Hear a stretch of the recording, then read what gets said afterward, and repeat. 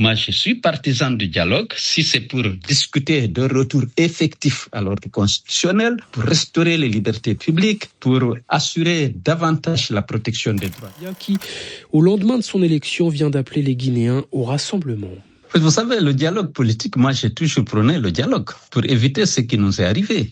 Malheureusement, ils n'ont jamais accepté et ils ont plutôt reprimé toutes les voix discordantes. Moi, je suis partisan du dialogue si c'est pour discuter de retour effectif à l'ordre constitutionnel, pour restaurer les libertés publiques, pour assurer davantage la protection des droits humains. Je serai ouvert si c'est le cas. Mais il n'y a pas de liberté, il n'y a pas de démocratie. Vous savez bien que cette mascarade, aussi bien pour le référendum que pour l'élection présidentielle, il n'y a pas eu de vote. Ça a un désaveu du régime. Parce que les Guinéens ne se sont pas déplacés pour aller vers les urnes, même s'ils ont proclamé des chiffres qui n'ont rien à voir avec la réalité. Mais si demain votre parti est dissous, et si vous devez rester en exil pendant de longues années, est-ce que vous ne craignez pas que les Guinéens finissent par vous oublier ?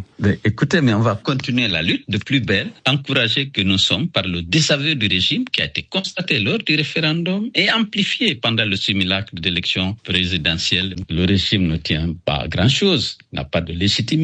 Il se disqualifie tous les jours par, naturellement, une confiscation éhontée du pouvoir à travers le scrutin, le faux scrutin du 28 décembre dernier. C'est une nouvelle transition. Ce n'est pas un retour à l'ordre constitutionnel. En réalité, c'est une prolongation de la période d'exception.